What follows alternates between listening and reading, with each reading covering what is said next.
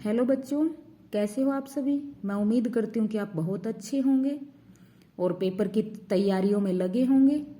चलो एग्जाम को लेकर के कुछ आज बातें कर लेते हैं, क्योंकि स्टेट बोर्ड एग्जाम शुरू हो चुकी हैं 10th और 12th के।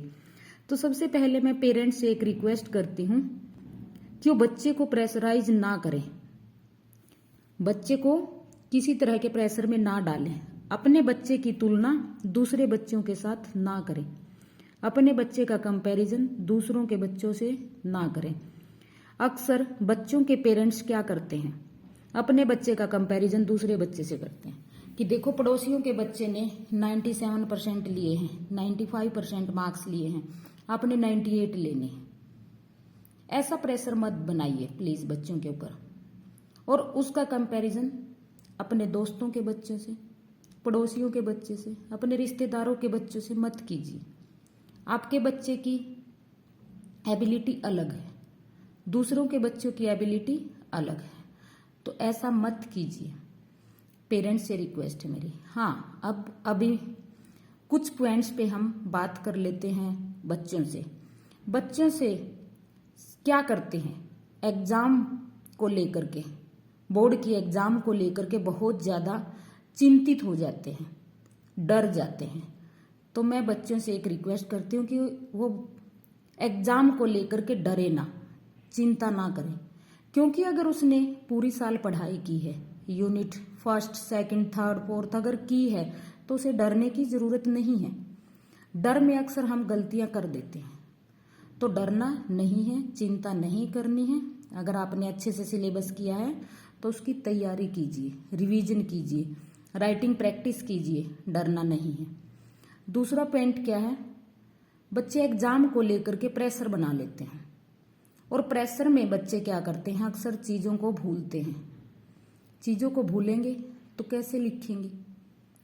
तो बच्चों को प्रेशर नहीं लेना है एग्जाम को लेकर के, नॉर्मल रहना है, पॉजिटिव रहना है, एक्टिव रहना है।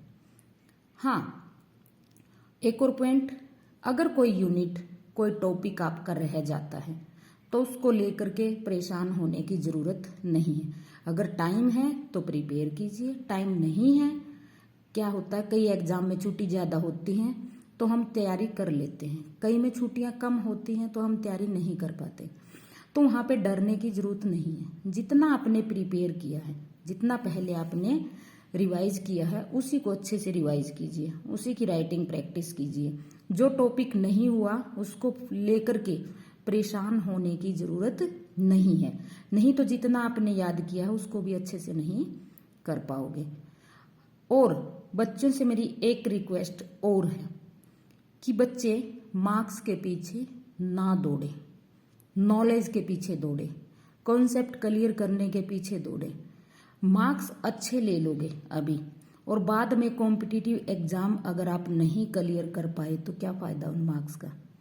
अगर मार्क्स अब कम भी आ जाते हैं, आपके अंदर इतनी हिम्मत है, इतनी कैपेसिटी है कि आप कॉम्पिटिटिव एग्जाम को क्लियर कर ले, तो कोई दिक्कत नहीं है। मार्क्स कम भी चल जाएंगे आपके, बाद में भी इम्प्रूवमेंट कर सकते हो आप, कॉलेज कैडर में भी अच्छा कर सकते हो आप। तो वहां पे आपको डरने की जरूरत नहीं है। अगर मार्क्स कम आते हैं तो आगे अपना अच्छे से कीजिए। और क्या है, एक पॉइंट और, पेपर वाले दिन बच्चे क्या करते हैं, एग्जाम तक पढ़ते रहते हैं।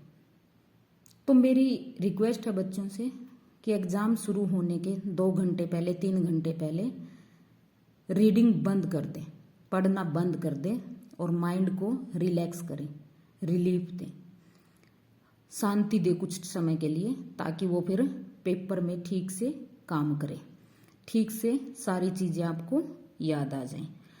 तो इसीलिए मार्क्स को लेकर के ना तो पेरेंट्स ने बच्चों के ऊपर प्रेशर बनाना है, और ना बच्चों ने एग्जाम से डरना है। खास करके बोर्ड एग्जाम से बच्चे क्या करते हैं, डरते हैं कि बोर्ड एग्जाम पता नहीं कैसे होंगे, कैसा पेपर आएगा। नहीं, पेपर अच्छे आते हैं। तो अगर आपने सिलेबस क्लियर किया है, सिलेबस आपने अच्छे से रिवाइज किया है, अच्छे से पढ़ा है, तो डरने की जरूरत नहीं है। एक्टिव रहिए, नॉर्मल रहिए और पॉजिटिव रहिए, अपने आप सारे काम ठीक हो जाएंगे। डरने की जरूरत नहीं है, जब आपने मेहनत की है तो सब अच्छा होगा। ऑल द बेस्ट सभी बच्चों को। Be careful.